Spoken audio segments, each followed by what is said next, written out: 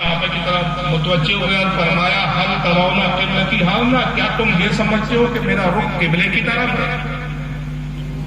یعنی میرا چہرہ قبلے کی طرف ہے تو پیچھے تم کیا کر رہے ہو میں نہیں جانتا، تمہارے حالات سے میں واقف نہیں، یہ سمجھتے ہو تم؟ فَوَاللَّهِ لَا يَخْفَىٰ عَلَيَّ خُشُوعُكُمْ وَلَا رُكُوعُكُمْ، اللہ کی قسم میں تمہارے رکوع کو بھی دیکھتا ہوں، تمہارے خشوع کو بھی دیکھتا ہوں، نہ تمہارا خشوع مجھ سے چھپا ہے نہ تمہارا رکوع مجھ سے چھپا ہے۔ مگر ایک یہاں پر اعتراض ہو سکتا تھا، رسول اللہ کا اس میں بھی ایک علم غیب، حدیث بھی علم غیب پر دلالت کر رہی ہے، اور حدیث کے غیب میں اور ایک غیب ہے، غیب الگ ہے، وہ کیا؟ یہ بھی کہہ سکتے تھے حضور فَوَاللَّهِ مَا يَخْفَىٰ عَلَيَّ رُكُوعُكُمْ وَلَا سُجُودُكُمْ، مجھ سے تمہارا نہ رکوع چھپا ہے نہ سجدہ چھپا ہے، یہ نہیں کہا حضور، بلکہ ایک جملہ کہا، کیوں؟ ہو سکتا تھا کہ آنے والے آج کے کچھ بدعقیدہ کہتے ہیں اصل میں معاملہ کیا تھا کہ حضور کو صحابہ کا رکوع دکھ جاتا تھا کہ میں رکوع کیسے کر رہے ہیں، غلط کر رہے ہیں، صحیح کر رہے ہیں، ارکان صحیح ادا کر رہے ہیں، یعنی حضور کو اس لیے پتا چلتا تھا کہ مسجد نبوی کی جو محراب تھی نا اس میں شیشہ لگا تھا، آئینہ لگا تھا، نکال لاتے تعویلیں ڈھونڈتے رہتے، تو حضور نے ایک جملہ بڑا زبردست کہا، ما یخفیٰ علیہ خشوعکم، خشوع کہتے ہیں دل کی کیفیت کو، دل کے حالات کو، آقا نے کہا صرف میں تمہارا رکوع نہیں تمہارے دل کی کیفیتوں کو بھی جانتا ہوں، دل کے حالات سے بھی واقف ہوں۔ سبحان اللہ سبحان اللہ، جتنے صحابہ سب کے دل کے حالات سے واقف، اور پھر بعد میں جو واضح الفاظ ہے ان بدبختوں نے جو الفاظ استعمال کیا اس الفاظ کی دھجیاں بگڑ دی، آقا نے کہا انی لا اراکم من ورائی ظہری، اللہ کی قسم جیسے میں سامنے دیکھتا ہوں ویسے اپنے پیٹھ پیچھے بھی دیکھتا ہوں۔ جی نعرہ تکبیر، نعرہ رسالت، علم غیب مصطفیٰ، عظمت مصطفیٰ، نعرہ تکبیر۔ یہ حدیث میں صاف الفاظ ہے، جیسے میں سامنے دیکھتا ہوں ویسے ہی میں پیٹھ کے پیچھے دیکھتا ہوں، ان بدبختوں کو صحیح بخاری نظر نہیں آ رہی ہے۔ یہ حدیث کو چھوڑ کر اپنے عقل کے عقیدے پیدا کر کے سناتے ہیں اور دعویٰ کرتے ہیں ہم اہل حدیث ہیں، ہم تبلیغی جماعت والے ہیں، ہم سنت والے ہیں، ہم توحید والے ہیں، اور اس کے بعد بھی بولتے ہیں نا الٹا چور کوتوال کو ڈانٹے، جرأت دیکھو انصاف کی دوسری جگہ کیا کہتے ہیں، اللہ کے نبی کو غیب کا علم نہیں تھا، اللہ کے نبی کو غیب کا علم نہیں تھا، اور اگر کوئی کہتا ہے تو دنیا کا بدترین کذاب ہے، جھوٹا ہے، مشرک ہے وہ، مشرک ہے وہ۔ اللہ کے نبی مر گئے، قبر اللہ کے نبی بولو، اور جو یہ عقیدہ نہ رکھے وہ کافر ہے۔ لیجیے ابھی اللہ کے نبی کو غیب، ابھی ہم نے امام بخاری کی بخاری سے حدیث سنا دی کہ رسول خود یہ عقیدہ بیان کر رہے ہیں کہ جیسے میں سامنے دیکھتا ہوں ویسے میں پیچھے دیکھتا ہوں، لیکن انسان کا حال کیا ہے کہ الٹا چور کوتوال کو ڈانٹے۔ اللہ کے نبی کو علم غیب نہیں تھا، جو حضور کو غیب دا مانے، غیب دا مانے وہ کافر ہے۔ دلیل دلیل دلیل اللہ کے نبی مر گئے، جب حضور مر گئے تو آج کے حالات سے بھی نہ واقف، اور جو یہ عقیدہ نہ رکھے وہ کافر ہے، مشرک ہے، پکا مشرک۔ آئیے میں پہلے ایک تفسیر سناتا ہوں، پھر قرآن کی آیت اس ضمن میں یہ تفسیر آئی ہے۔ اللہ کے نبی صلی اللہ علیہ وسلم جنگ سے لوٹ رہے، غزوہ تبوک کا واقعہ، ایک مقام پہ سرکار صلی اللہ علیہ وسلم نے خیمے نصب کرنے کا حکم دے دیا، فرمایا خیمے نصب یہی ہم قیام کریں گے۔ کچھ دیر بعد پتہ چلتا ہے کہ اللہ کے رسول کی اونٹنی گم ہو گئی، صحابہ کرام سے فرمایا جاؤ میری اونٹنی تلاش کرو، میں اپنی اونٹنی کو نہیں پا رہی۔ دیکھیں منافقین کی عادت ہوتی تھی بس موقع چاہیے، آج کے وہابی کو بھی دیکھو کہاں موقع ملتا ہے، موقع ملے گا اپنی بھڑاس نکال لے گا۔ سارے منافقین ایک جگہ جمع ہو گئے اور آپس میں گفتگو کرنے لگے، کہا سنا کچھ خبر ہے محمد کی اونٹنی گم ہو گئی صلی اللہ علیہ وسلم، اور محمد نے اپنے صحابہ سے کہا، صاحب سے کہا اونٹنی گم ہو گئی تلاش کرو۔ ایک طرف محمد کا حال یہ ہے کہ آسمان کی خبریں بتاتے، جنت کی باتیں بتاتے، فرشتوں کی گفتگو سناتے ہیں، اللہ کی باتیں بتاتے، زمین پر اونٹنی گم ہو گئی، محمد کو اونٹنی کا ہی پتہ نہیں۔ اچھا یہاں سے ایک بات پتہ چلی کہ اہل سنت رسول کے علم غیب یا کوئی بھی عقیدہ اس کے جواب میں حدیث اور قرآن پیش کرتے ہیں، اور وہابی جو عقیدہ رکھتا ہے وہی عقیدہ ہوتا ہے جو مشرکین کا ہے کہ وہ اپنے عقل کے گھوڑے لاتا ہے، ایسا ہے تو ایسا کیوں اور ایسا ہے تو ایسا ہے۔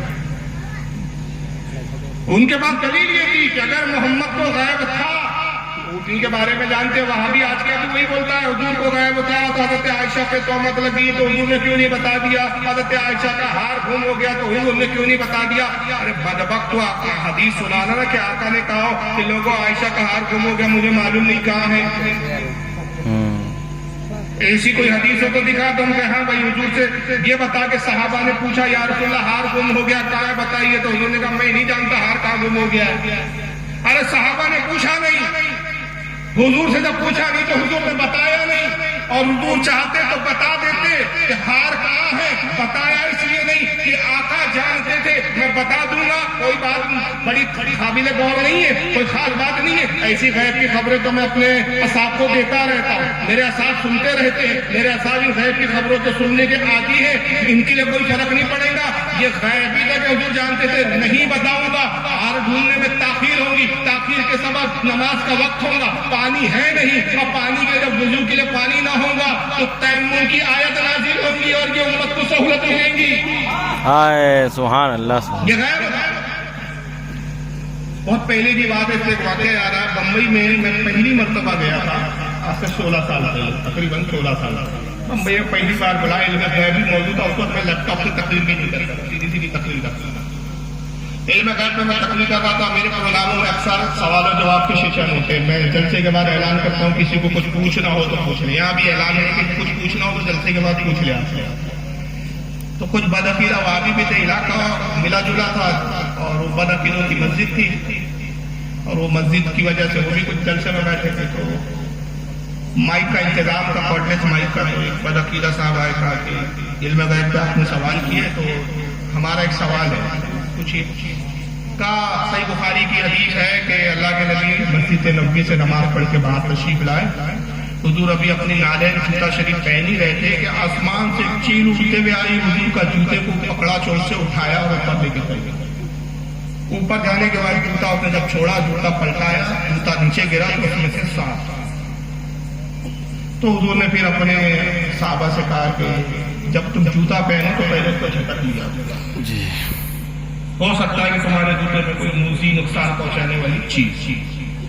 حضور کو اگر علم غیب تھا تو حضور کو کیوں نہیں معلوم تھا میرے جوتے میں سانپ تھا؟ میں نے اس کا بڑا فلبدی جواب دیا تھا، اسی وقت ذہن میں آیا تھا، میں نے کہا آپ کیسے رسول کو علم غیب دیا؟ بولے بالکل نہیں تھا، غیب ہوتا تو حضور خود بتاتے میرے جوتے میں سانپ ہے، حضور کو چٹک چٹک۔ میں نے کہا حدیث کے الفاظ آپ نے خود سنا ہے کہ چیل اڑتے ہوئے آئی، جوتا اٹھایا، تو آپ کے کہنے کے مطابق حضور کو تو غیب نہیں تھا، چیل کو غیب تھا؟ نہیں سمجھے بھائی، چیل کو کیسے پتا چلا کہ اس جوتے میں سانپ ہے؟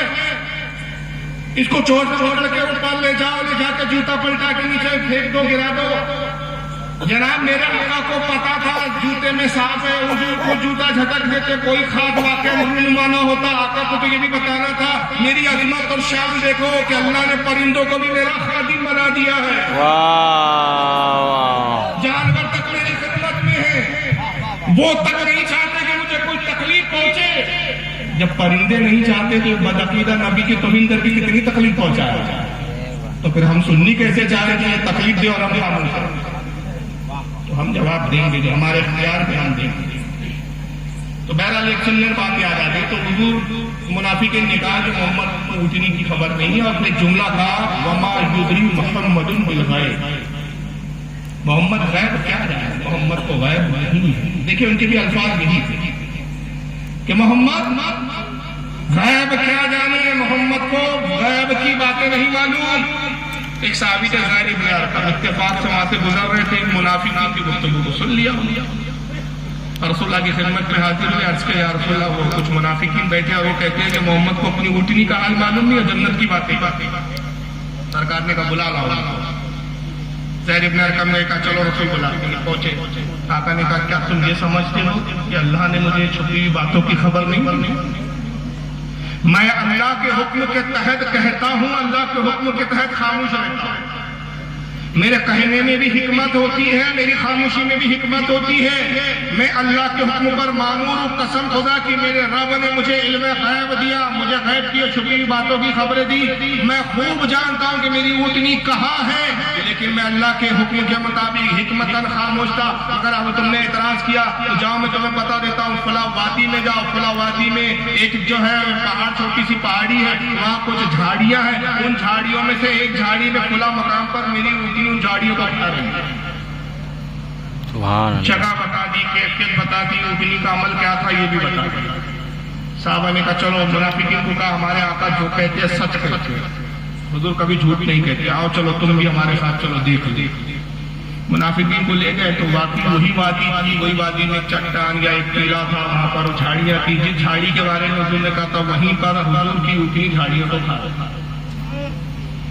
یہ اونٹنی کو ساتھ میں لائے صحابہ کرام اور کہا کہ اب کیا کہتے ہو؟ تو ہمارے آقا کے علم پر اعتراض کر رہے تھے، دیکھ لیا تم نے اپنی آنکھوں سے؟ تو انہوں نے بے حیائی کے ساتھ وہی کہی جو آج کا بدعقیدہ پیتا ہے۔ انہوں نے کہا رہے آپ لوگوں نے اتنا نوٹس لے لیا، اتنا لوٹ لے لیا، اتنا آپ اس کے اوپر جو ہے سنجیدہ ہو گئے؟ ہم نے تو یہ بات وہی ہنسی مذاق میں کہی دی تھی، مذاق میں بول دیا تھا کہ محمد غیب نہیں جانتے۔ ہم نے سنجیدگی کے ساتھ تو کہا، یعنی ایک تو پہلی توہین یہ کی کہ رسول اللہ کے غیب کا انکار کیا، دوسری توہین یہ کی کہ کہہ رہے کہ رسول سے ہم نے مذاق میں کہا۔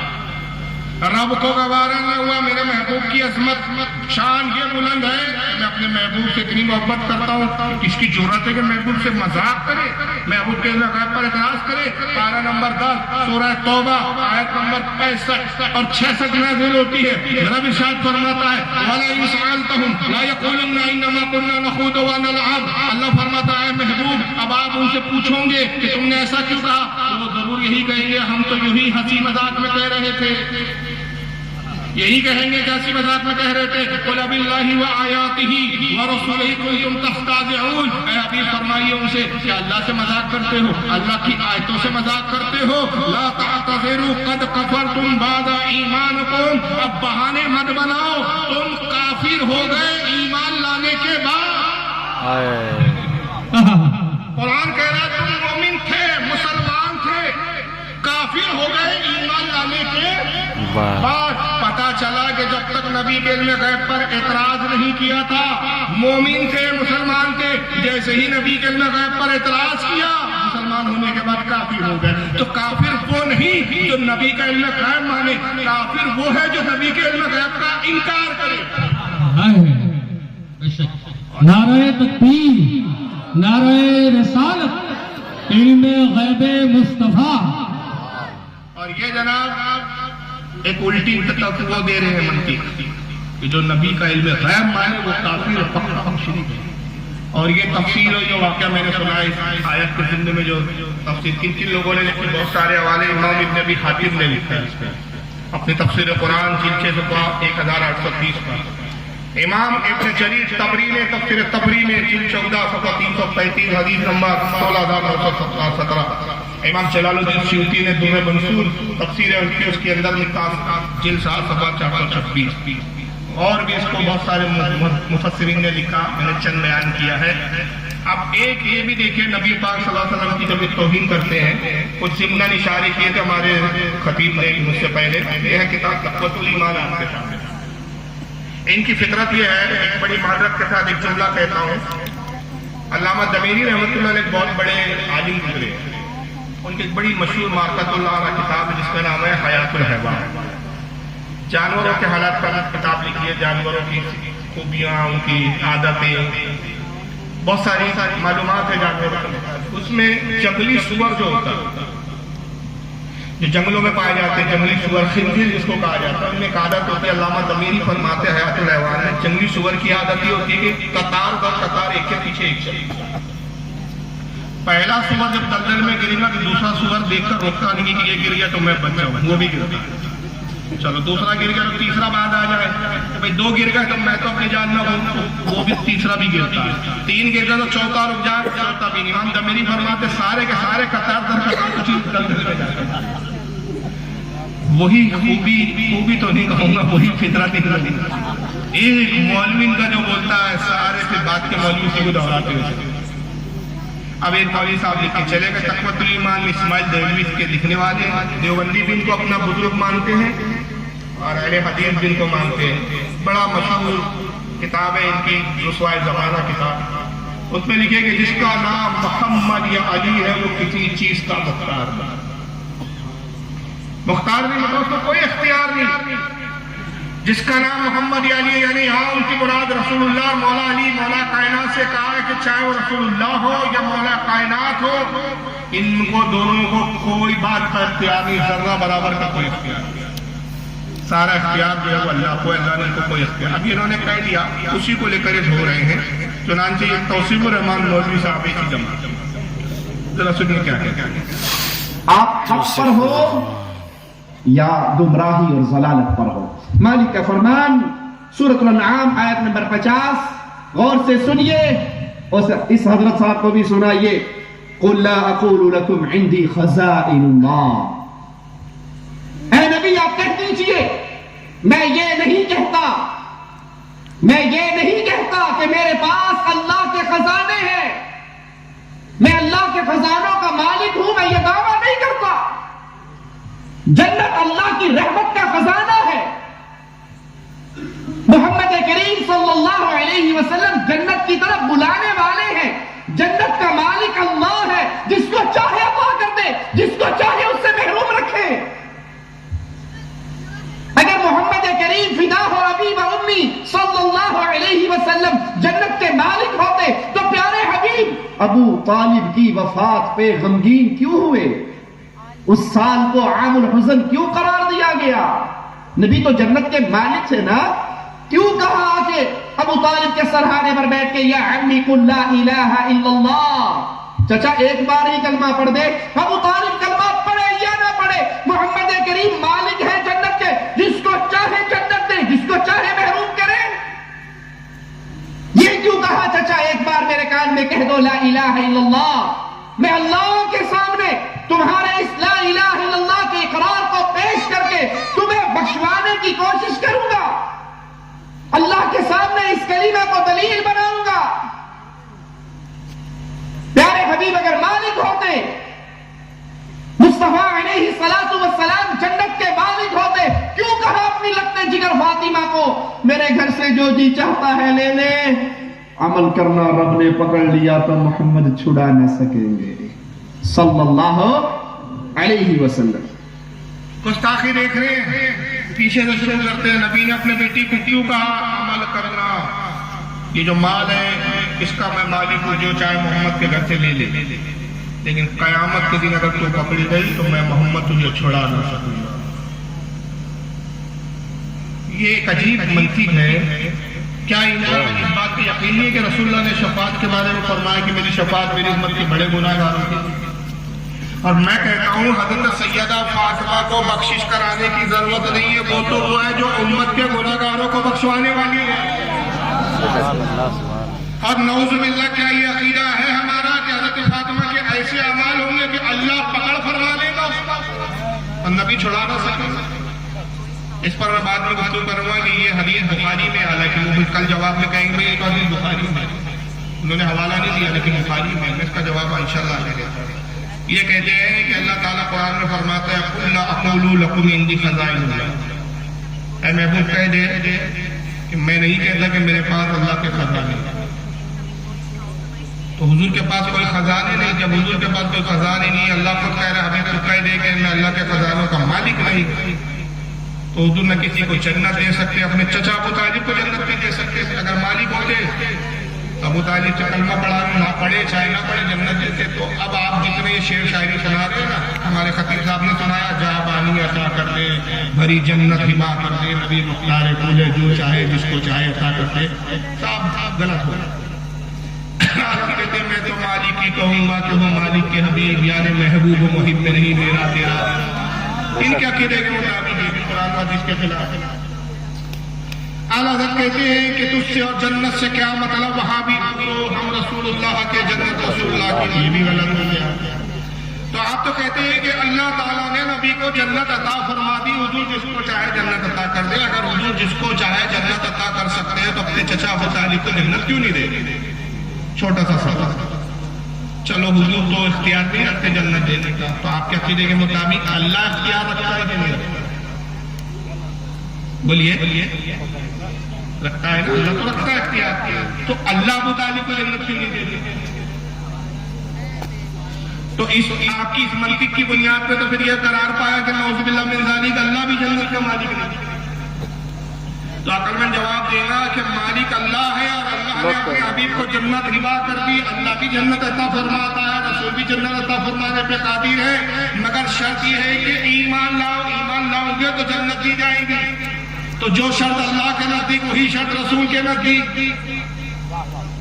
اور اگر کہتے ہیں کہ نہیں ایمان شرط نہیں ہے تو پھر آپ ثابت کر دو کہ اللہ کے ابو طالب کو جنت دے گا یا ابو لہب کو ابو جہل کو جنت دے گا. جب مالک ہے تو دے دیں ان کو.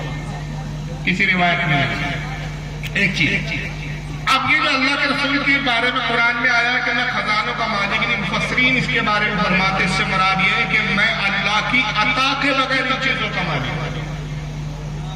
حقیقی مالک کون ہے؟ اللہ تعالیٰ، لیکن وہ مجھے منصب عطا کرتا ہے تو میں اس میں تصرف کرتا ہوں. اور اس کی دلیل کیا ہے؟ آئیے ذرا دلیل ایک حدیث میں پاک دیکھ لیجیے. یہ صحیح مسلم ہے آپ کے ساتھ، صحیح بخاری ہے، کتاب الجہاد،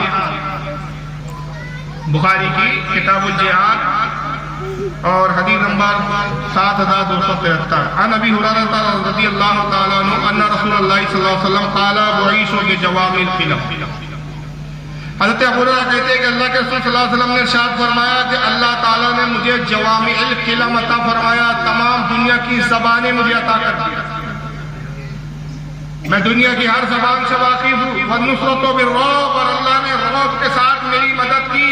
وَبَيْنَ أَنَا نَائِمٌ رَأَيْتَنِي أُوتِيتُ بِمَفَاتِحِ خَزَائِنِ الْأَرْضِ فَأُوتِيَتْ فِي يَدَيَّ. میں سو رہا تھا کہ ایک دن جب میں سو رہا تھا اللہ نے اب تمام زمین کے خزانوں کی کنجیاں مجھے عطا فرما دی. بخاری کی حدیث ان کو نہیں دکھتی. اور یہاں قرآن میں اللہ فرما رہا ہے کہ حبیب کہہ دے کہ میں خزانوں کا مالک نہیں. بخاری کے حدیث کو ذکر ہے اللہ نے مجھے نیند کی حالت میں تمام خزانوں کے، زمین کے خزانوں کی کنجیاں عطا فرما دی. تو کیا پتا چلا کہ اس آیت کا مطلب یہی ہوا کہ حضور ذاتی طور پر خزانوں کے مالک نہیں مگر اللہ کی عطا سے مالک. اور رہ گیا جنت دینے کا سوال، تو اس پہ تو بہت سارے دلائل ہیں. میں صرف ایک روایت آپ کو سنا رہا ہوں، بڑی دلچسپ روایت ہے، تھوڑی طویل ہے لیکن سننے میں بڑا دلچسپ ہے. یہ المعجم الاوسط امام طبرانی کی، اور یہ حدیث بہت ساری کتابوں میں اور اس کی سند بھی صحیح ہے. بڑی طویل حدیث ہے لیکن حدیث بڑی دلچسپ ہے، اس کو بڑا توجہ سے سنیں آپ. اس سے نبی کے بہت سارے اختیارات پتہ چلتے ہیں. حدیث پاک یہ ہے کہ حضرت علی اس کے راوی حضرت علی کہتے ہیں کہ حضور کے ساتھ ہم صحابہ کرام بیٹھے تھے کہ ایک عربی دیہات کا رہنے والا شخص ہے. دیہات کے لوگ عام طور پر سیدھے سادے ہوتے ہیں، اتنے ادب سے واقف ہوں گے. حضور کی خدمت میں آیا، حضور سے قریب بیٹھ گیا اور قریب آنے کے بعد اس نے عرض کیا کہ یا رسول اللہ مجھے کچھ عطا کیجیے، سرکار میری ضرورت کو پورا کیجیے، میری کچھ ضرورت ہے. آقا خاموش تھے.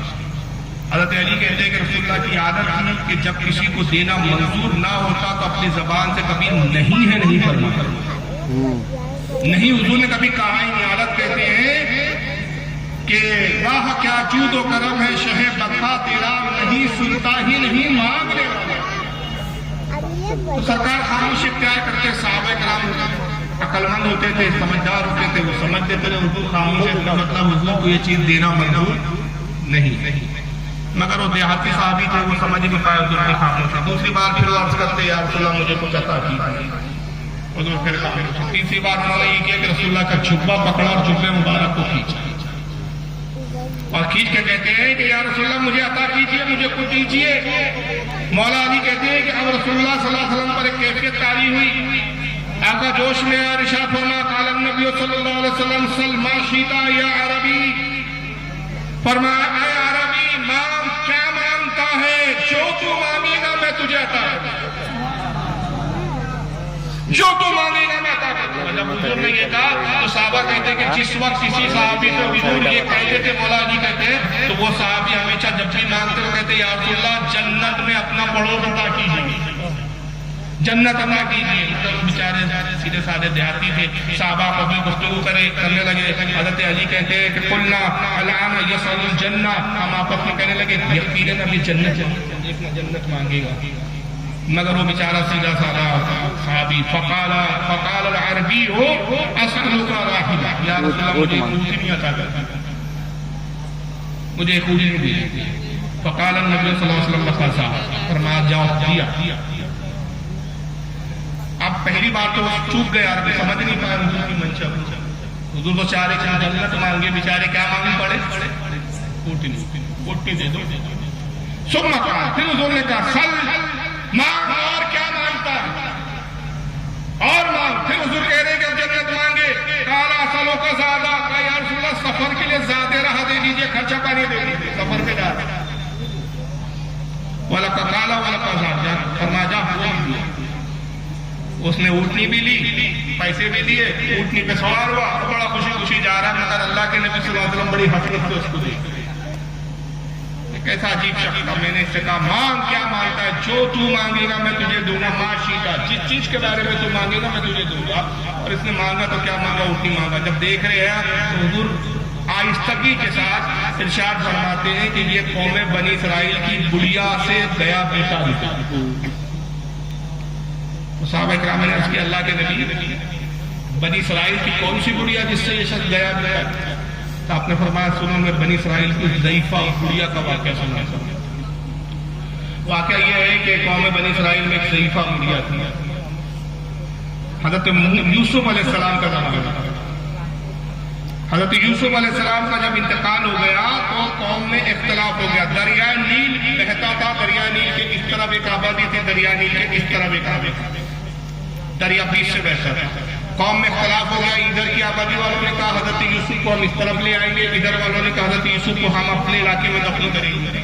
آپس میں اختلاف ہو گیا، جھگڑا ہو گیا، تلواریں نکلیں گی. قوم کے بزرگ ترین اشخاص سامنے آئے، انہوں نے کہا بھائی لڑو مت، شرم آنی چاہیے، تمہارے نبی کا جنازہ رکھا ہوا اور تم لڑنے پر آمادہ ہو. انہوں نے کہا پھر بتاؤ فیصلہ کیسے ہو. تو قوم کے سمجھدار ضعیف العمر بزرگوں نے کہا کہ آؤ اللہ کی بارگاہ میں دعا کرے، اللہ کے نزدیک جو نبی کے لیے بہتر ہوگا وہ ہم کو ظاہر کرے. انہوں نے دریا نیل کے پانی سے ہی وضو کیا اور وہاں پہ نماز حاجت پڑھی اور پھر عرض کیا مولا ہم میں اختلاف ہو گیا کہ تیرے نبی یوسف کو کہاں دفن کرے. رب قدیر تو ہم پر ظاہر فرما دے، ہم پہ واضح فرما دے کہ کہاں تدفین کی جائے. ابھی دعا سے جیسی فارغ ہوئے تھے ان کی نگاہوں نے دیکھا کہ دریا نیل کے درمیان سے راستہ نمودار ہوا، دریا کا پانی پھٹا، خشک راستہ ظاہر ہو گیا. قوم سمجھ گئی بیچ دریا میں حضرت یوسف کے جسم اطہر کو لایا، قبر کھودی گئی، دریا کے بیچ میں حضرت یوسف کو دفن کیا گیا. اور جیسے ہی دفن کر کے یہ ہٹے دریا نیل کا پانی پھر مل گیا. یوسف علیہ السلام کی قبر کہاں تھی؟ دریا نیل کے اندر. اور دریا نیل کا پانی حضرت یوسف کی قبر سے بہ رہا ہے تو یقیناً قبر میں بھی پانی جا رہا تھا. بھائی قبر کوئی ماربل کی اور کوئی کنکریٹ کی تو نہیں بنائی گئی تھی. دریا کا پانی بہ رہا، قبر میں بھی جا رہا. حضرت یوسف کا جسم دریا نیل کی تہہ میں کتنے سال رہا؟ 300 سال تک رہا. 300 سال کے بعد جناب موسیٰ علیہ السلام کا زمانہ آیا. حضرت موسیٰ علیہ السلام اب دریا نیل پار کر رہے ہیں، قوم بنی اسرائیل ساتھ میں ہے. فرعون پیچھے لگا ہوا، فرعون اپنی فوج کے ساتھ ہے. جب اس دریا کے قریب پہنچے عرض کیا مالک کائنات یہ دریا حائل ہو گیا، کیسے پار کرے؟ اللہ نے فرمایا موسیٰ عصا مارو. موسیٰ علیہ السلام نے عصا مارا، دریا پھر وہیں سے پھٹا، پھر راستہ نمودار ہوا. حضرت موسیٰ اپنی قوم کو لے کر جب اس مقام کے قریب پہنچے اللہ نے وہی نازل کی. اللہ نے فرمایا کہ اے موسیٰ یہاں اس دریا کے بیچ و بیچ میں ہمارا پیغمبر ہمارا نبی یوسف ہے، اس کے جسم کو نکالو اپنے ساتھ لے جاؤ، اس لیے کہ جب تم یہاں سے نکلو گے پیچھے فرعون آئے گا، اسی دریا میں کریں گے. قوم بنی جو ہے قوم قبطی یعنی فرعون کی قوم پر عذاب آئے گا. اور ہماری سنت الہیہ یہ ہے کہ جہاں عذاب ہوتا ہے وہاں نبی نہیں ہوتا، جہاں نبی ہو وہاں عذاب نہیں ہوتا. سبحان اللہ، سبحان اللہ اکبر، یا رسول اللہ زندہ باد. تو یوسف کو لے جاؤ. اب یہ تو بتا دیا اللہ نے یوسف علیہ السلام کی قبر ہے، किस जगह वही बताना था। आज के मौला जगह बता, इतना वक्त नहीं है कि सारी जमीन को खोदता फिर पीछे फिरौन लगा हुआ आके घेर लेंगे, मेरी कौम को कत्ल करेंगे, हलाक करेंगे। मौला जगह बता दे। अल्लाह को इल्म गैब नहीं था, माज़अल्लाह नऊज़ुबिल्लाह अस्तग़फिरुल्लाह, अल्लाह भूल गया था। मशीयत देखो, वाक़े को सनद बनाना मक़सूदा। अल्लाह ने फरमाया मूसा तेरी कौम में एक बुढ़िया है जिसकी उम्र 314 साल है, उससे पूछो वो जानती है। एक बुढ़िया है तेरी कौम में 314 साल की उम्र है, उससे पूछो जानती है। मूसा अलैहिस्सलाम एक पत्थर के टीले पे खड़े हुए फरमाया कहाँ है मेरी कौम की सबसे ज़ईफ़ुल उम्र ज़ईफ़ा, कहाँ ज़ईफ़ुल उम्र बुढ़िया, उसको लाया जाए। उसके लक्कड़ छक्कड़ पोते खटिया पर लिटाकर कुछ चल फिर नहीं सकती थी, कांधों पर लेकर आ गए, ले आए। उस नबी के पास आई, सलाम किया, हुजूर अस्सलाम वालेकुम, क्यों मुझे तकलीफ दी आका? कहा ज़ईफ़ा जानती यूसुफ अलैहिस्सलाम की कब्र का? हाँ मैं जानती हूँ। उस वक्त नाबीना हुई, आंखों की रोशनी जायल हुई। 314 साल की बुढ़िया कैसी होगी आप तसव्वुर कीजिए, फुसफुसी फुसी हड्डियां दिखती थी। कहा कि हाँ वो जगह जानती हूँ मगर मैं नाबीना हूँ, देख नहीं सकती। मूसा अलैहिस्सलाम ने हाथ फेरा दिया, सुभान अल्लाह। कहा अब बता कहाँ? यूं ना बताऊंगा, बड़ी चालाक सुन्नी टनटनाटन बुढ़िया। हमारी दादी थी भाई जहाँ टनटनाटन थी, क्या कहती है? कालत ला वल्लाही हत्ता तुईनी मा असअलुका मूसा, उस वक्त तक न बताऊंगी जब तक जो चीज मैं मांगू आप मुझे अता न कर दें। सौदा कर रही है नहीं, ऐसे थोड़ी बता दूंगी, जो मैं मांगू वो पहले अता करने का वादा कीजिए। काला ज़ाक़ला, मूसा ने कहा अच्छा दिया मैं, जो मांगेंगे तू दे दूंगा। हजरत मूसा ने अंदाजा नहीं लगाया क्या मांगेगी, सोचा रुपया मांगेगी, दौलत मांगेगी, और क्या मांगेगी, कुछ उम्र मांगेगी। पर बुढ़िया की मांग क्या थी? कहती है कालत इन्नी असअलुका अन अकूना माका फी दर्जतिल लती तकूनु फिहा फिल जन्नह, मूसा मैं ये मांगती हूँ जन्नत के जिस दर्जे और महल में आप रहेंगे, आपके साथ उस महल में मैं भी रहूंगी। आपके महल में रहूंगी, आपके साथ रहूंगी, आपके दर्जे में रहूंगी, ये मुझे दीजिए। काला सबिल जन्नत, ये मत मांग, जन्नत मांग ले। कहाँ मेरे दर्जे में आ रही है, मेरी बीवी सपूरा होंगी, वहां तू कहाँ घुसी चली आ रही है? जरा हदीस पे गौर कीजिए, जिब्रील नहीं आ रही है, बुढ़िया पागल हो गई है, मांगना है तो अल्लाह साहब से मांगो, तू नबी से मांग रही है। वही नहीं आई, जिब्रील नहीं आ रही है, बुढ़िया पागल हो गई, तू मुशरिका हो गई, बहुत बड़ी मुशरिक। वो तौसीफुर रहमान एक वहाबी आएगा जो कहेगा मोहम्मद जन्नत नहीं ले सकते, तो मूसा से जन्नत मांग रही है। सटिया गई, मोहम्मद अपनी बेटी फातिमा को नहीं बचा पाएंगे तो मूसा से जन्नत मांग रही है। और जन्नत नहीं मांग रही है, जन्नत में मूसा का दर्जा मांग रही है, उनके महल में रहना चाहती है। और न ये वही आई कि मूसा तुम कौन होते हो कि जन्नत नहीं कहने वाले, जन्नत हमारी, हम जिसको चाहे दे, तुम कौन होते हो? ये वही नहीं आ रही है, बल्कि बुढ़िया अड़ी हुई है, कहती है हुजूर ये दीजिए। मूसा कहते हैं सलील जन्नत, जन्नत ले ले, जन्नत ले ले। कालत ला वल्लाही इल्ला नकूना माका, अल्लाह की कसम मैं राजी ना होंगी कि जब तक आप मुझे अपने साथ रखने पर राजी ना हो। देना है तो ये दो, वरना मैं चली नहीं बताती का। जिद्दी बुढ़िया। फजाला मूसा युरद्दुहा, आका कहते हैं मूसा उससे हुज्जत करने लगे, बहस और तकरार करने लगे। मान जा बुढ़िया, मेरे दर्जे में ना रहे, जन्नत दे देता हो, जन्नत का दूसरा महल ले ले। गोया मूसा अपने अख्तियार बता रहे, जन्नत का ये प्लाट नहीं, ये प्लाट नहीं, ये महल नहीं, ये महल ले ले।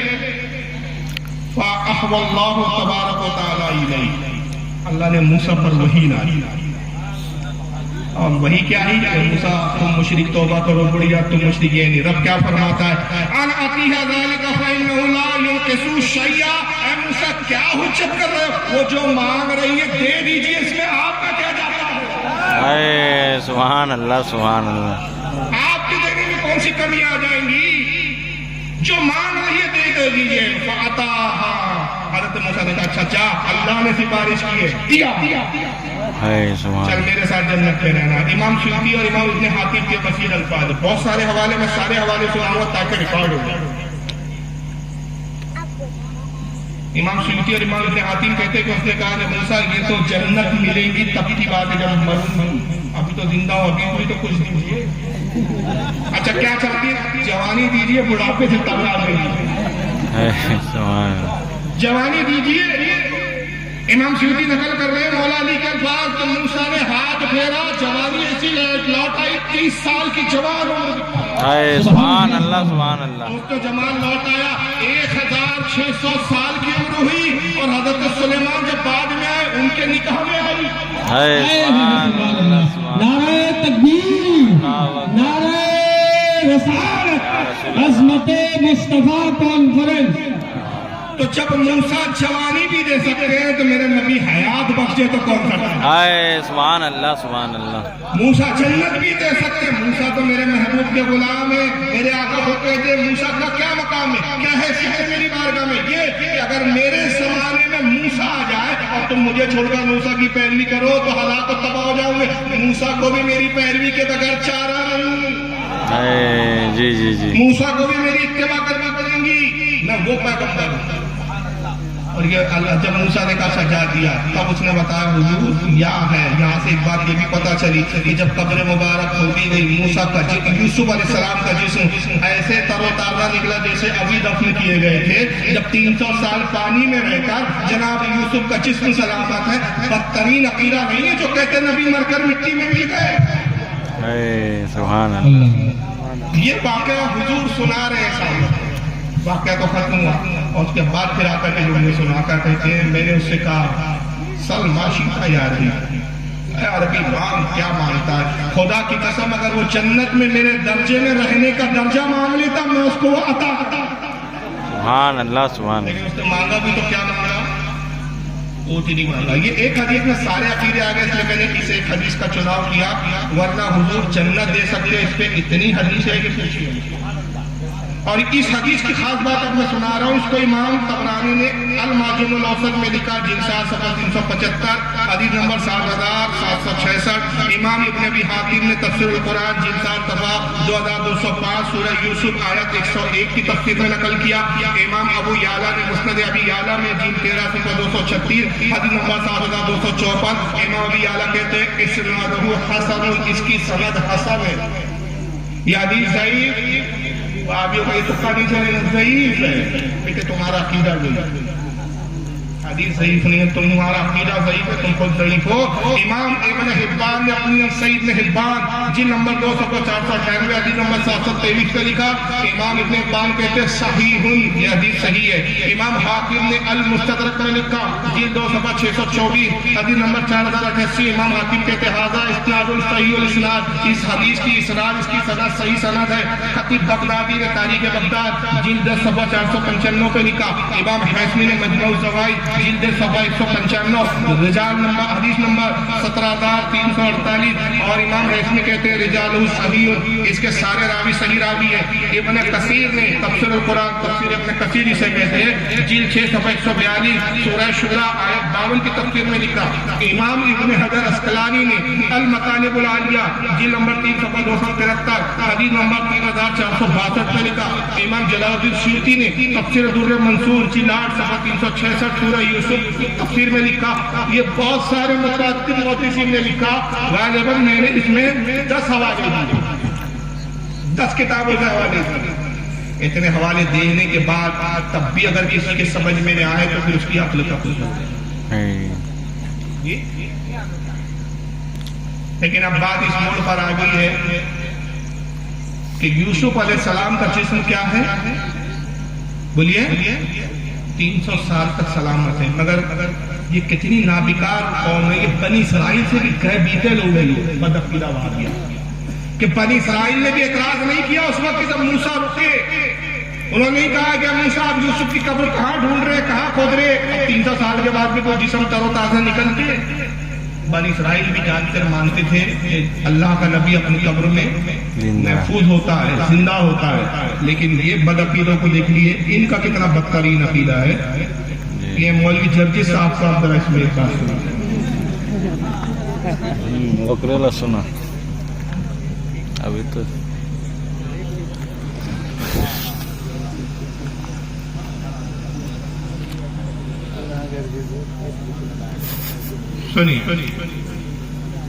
تم اس کو پکار ارے صاحب مر گیا مت کہنا توہین ہو جائے گی پردہ کر گئے ये बड़ी अच्छी इस्तिलाह निकाली हमारे भाइयों ने, पर्दा कर गए। अरे पर्दा किसको कहते हैं? वो इस दुनिया से गुजर गए। अरे अल्लाह के बंदे, उसी को तो हम मौत कहते हैं। नहीं, मरे नहीं है, पर्दा कर गए। पर्दे का माना क्या हुआ? पर्दे का माना यह हुआ कि वो जिंदा है लेकिन हमारी आंखों से ओझल हो गए। हमारी आंखें इस दुनिया में देख रही है, हमारी आंखों से ओझल हो गए का मतलब इस दुनिया से ओझल हो गए। हाँ, इस दुनिया से ओझल हो गए। अरे उसी को तो हम कहते हैं वो दूसरी दुनिया में चले गए। नहीं, वो इस दुनिया में ओझल नहीं, पर्दा कर गए। तुम कितना ही अच्छा लक़ब ले लो, पर्दा कर गए, जिंदा हैं, बाहयात हैं, पर्दा कर गए, विसाल कर गए, वफात कर गए, कुछ भी कहो, उनको जिंदा साबित करने के लिए कितने ही अच्छे अलकाब से तुम पुकार लो, लेकिन हकीकत यह है कि जनाबे मोहम्मद रसूलुल्लाह इस दुनिया में मौजूद नहीं है। अगर है तो मुझे बताओ, अहले हदीस का ये गुनाहगार बंदा मोहम्मद रसूलुल्लाह से मिलने के लिए जाएगा, मुझे एड्रेस दो, मुझे पता बताओ कि जिंदा है तो कहाँ है, किस जगह है, कहाँ मिलेंगे, मैं जाऊंगा। मैं उनको अपने घर पे बुला के अपना गुलाम नहीं बनाऊंगा कि जब चाहो अपने घर पे बुला लो, जब चाहो 2 बजे बुला लो, मर्जी चाहे तो 12 बजे बुला लो, मर्जी चाहे तो 10 बजे बुला लो। हम उनको अपने घर पे बुलाना गवारा नहीं करेंगे। मेरा घर इस लायक नहीं कि हम आका को बुलाएं। हम उनको अपने घर पे बुलाना गवारा नहीं करेंगे। मेरा घर इस लायक नहीं कि हम आका को बुलाएं। हमें बताओ कि मेरा नबी कहाँ है, किस जगह है। तुम जाओ या ना जाओ, कम से कम पूरे हिंदुस्तान में भीख मांगते हो चंदा करके, पूरे हिंदुस्तान में भीख मांगते हो चंदा करके, हम जरूर आका से मिलने के लिए जाएंगे कि बड़े लोगों से मिला जाता है, बड़े लोगों को नौकर बना के अपने घर पे बुलाया नहीं जाता है। बताओ तो सही कि वो कहाँ है, बताओ तो सही वो कहाँ है। अगर नबी जिंदा है तो पता दो, एड्रेस दो। मैं अहले हदीस का गुनाहगार बंदा चंदा करके जाऊंगा, अपनी जेब से पैसे नहीं खर्च करूंगा, भीख मांगूंगा, भीख मांगूंगा, आदमी भीख मांगेगा। और सुन्नी का अकीदा ये है कि अगर आका है, पता चल जाए, आका तशरीफ लाए, मालूम हो जाए आका को, तो बड़ी बात है। इमाम मेहदी जब आ जाएंगे ना जनाब, सुन्नियों को पता चलेगा, घर बार उठा के इमाम मेहदी की तरफ दौड़ेंगे, सुभान अल्लाह, सुभान नबी के शहजादे की तरफ दौड़ेंगे। तो नबी है, लेकिन इन बदबख्तों की किस्मत देखो, नबी आए तो पता चल गया, लेकिन ये चंदा कर रहा होगा, मिलने जाना है, चंदा करना, कितना बड़ा भीख मंगा। मगर अल्लाह ने झूठे से एक बात सच्ची निकाली, जिसके मुंह से कहता है कि तुम जाओ या ना जाओ, मैं जाऊंगा। हम आका को अपने घर नहीं बुलाएंगे, मेरा घर इस लायक ही नहीं है कि आका को बुलाओ। बात तो सही है, खबीसों का घर इस लायक है नहीं क्या? जी सही फरमाए। घर तो आशिकों के होते, इसलिए तो सुन्नी कहता है ना, सुना है आप हर आशिक के घर तशरीफ लाते हैं, मेरे घर में भी हो जाए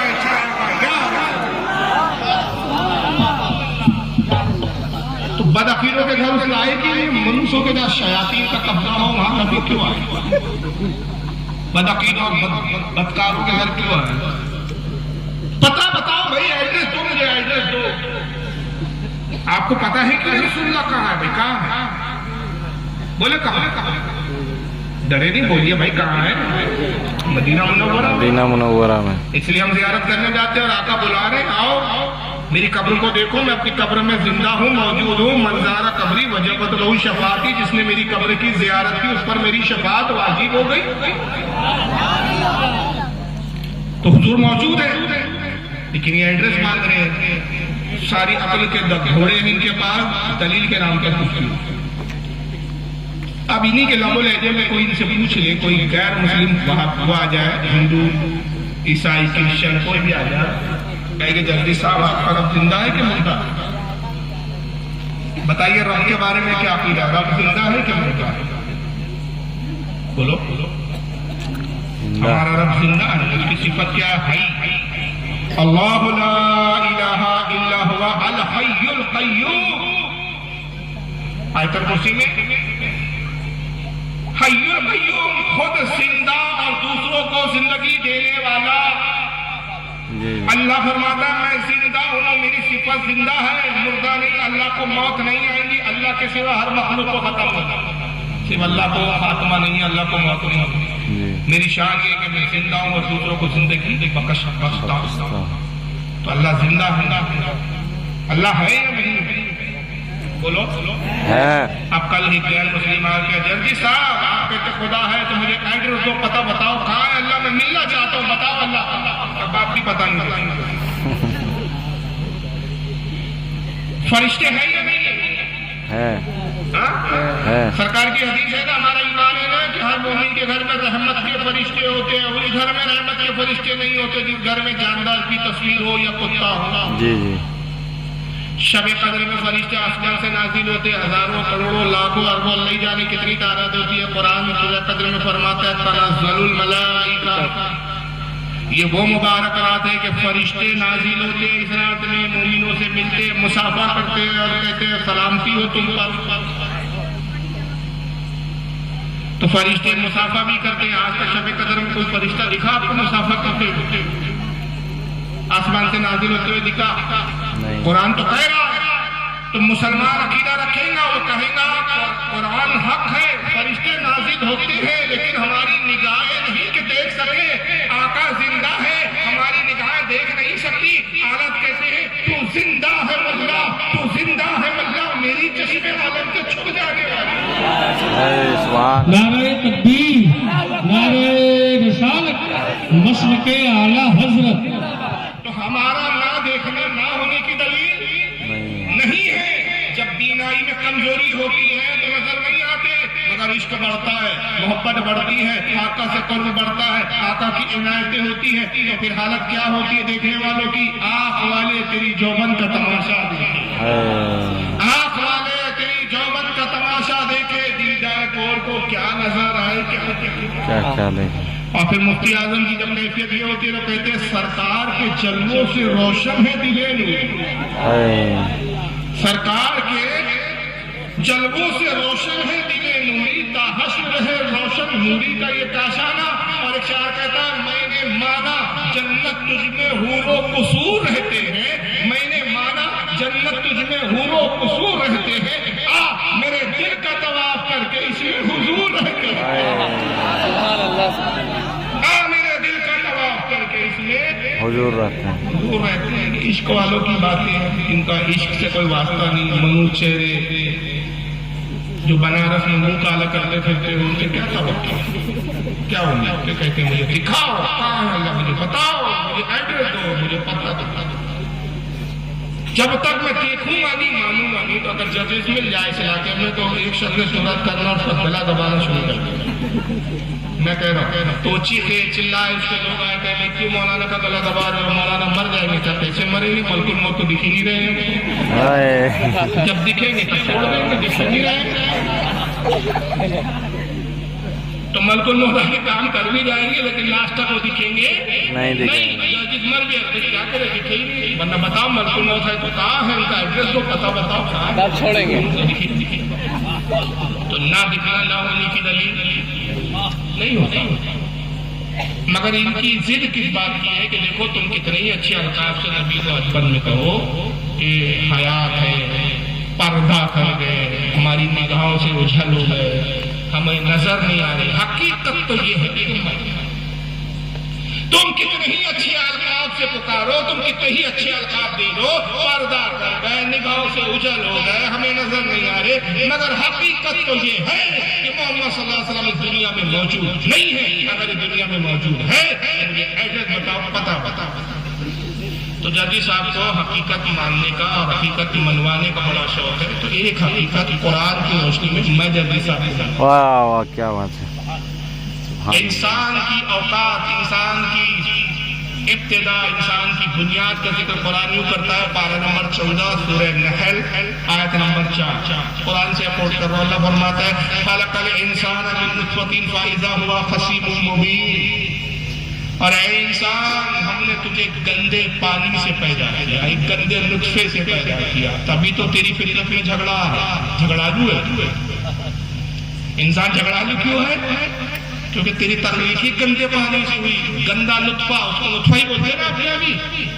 قرآن نے بھی کیا کہا؟ من نطفتی، نطفہ گندا پانی، مرد کی شرمگاہ سے خارج ہوا، عورت کے رحم میں داخل ہوا، بچہ قرار پایا، بچے کی بنیاد، انسان کی بنیاد ایک گندا پانی، ایسا ناپاک پانی، ایسا گندا پانی کپڑوں پہ لگ جائے، کپڑے ناپاک ہو جائے، جسم سے خارج ہو جائے، غسل فرض ہو۔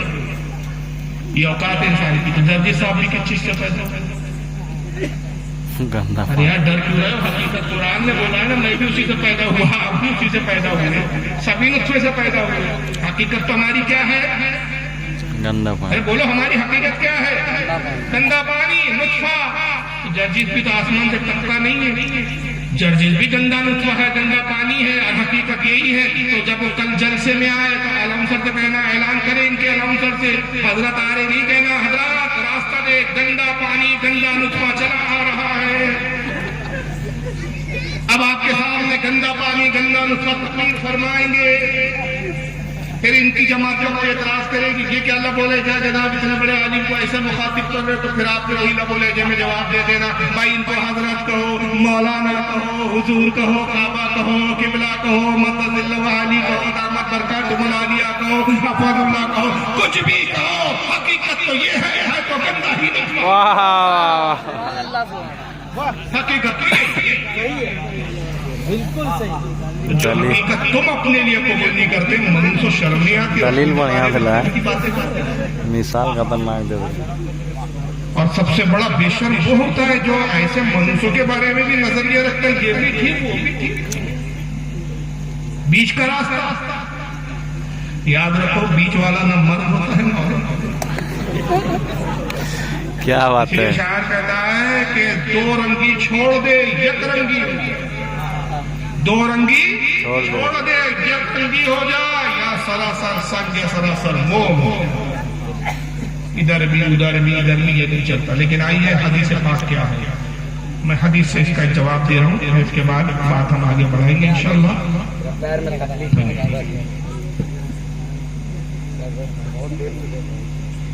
اور یہ حدیث بھی صحیح حدیث ہے.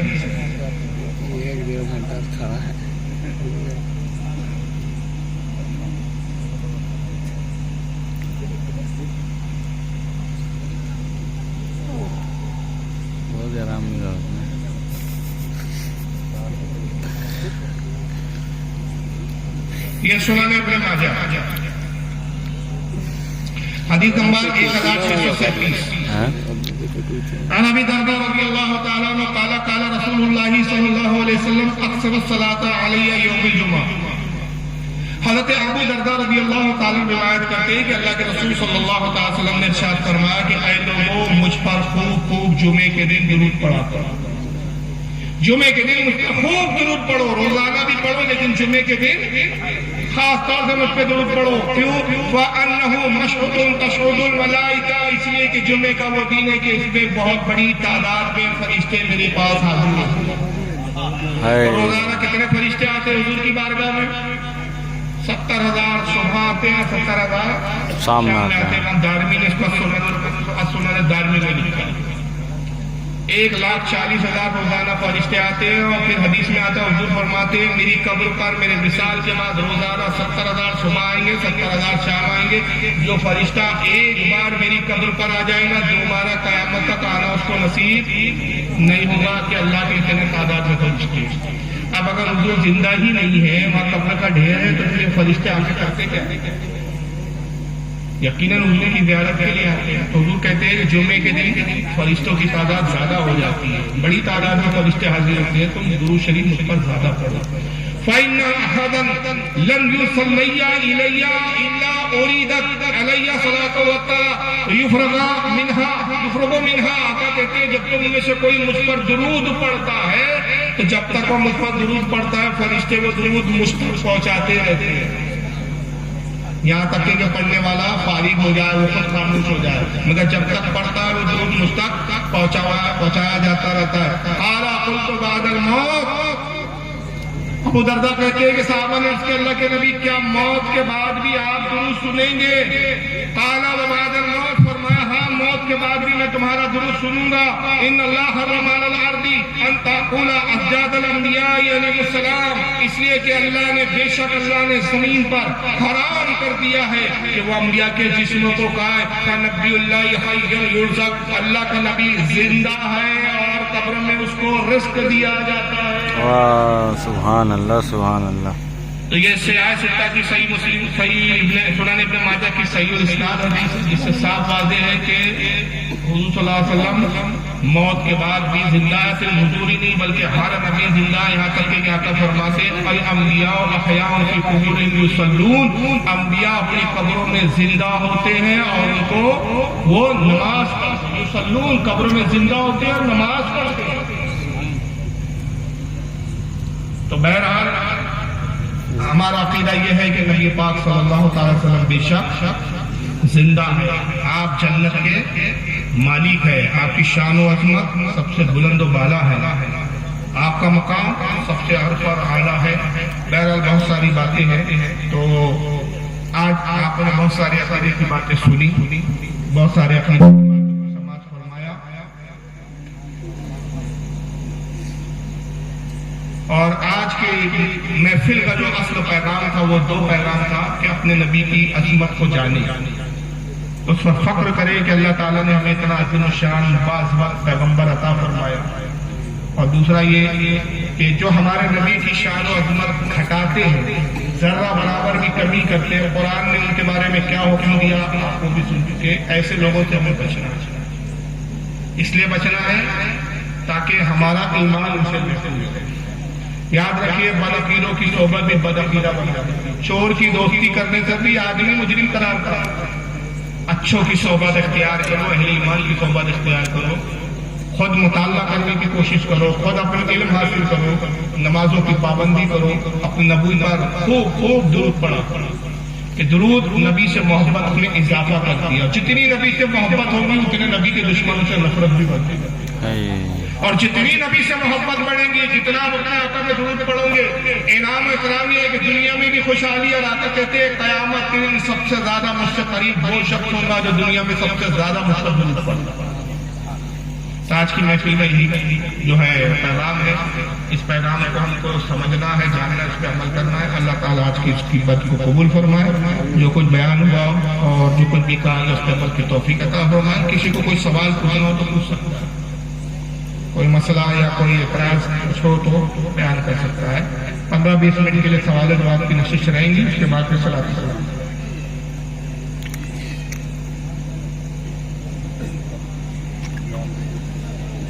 بھائی کسی کو پوچھنا ہے تو جی بلا جھجھک آئیے، بھائی کو دیکھیے۔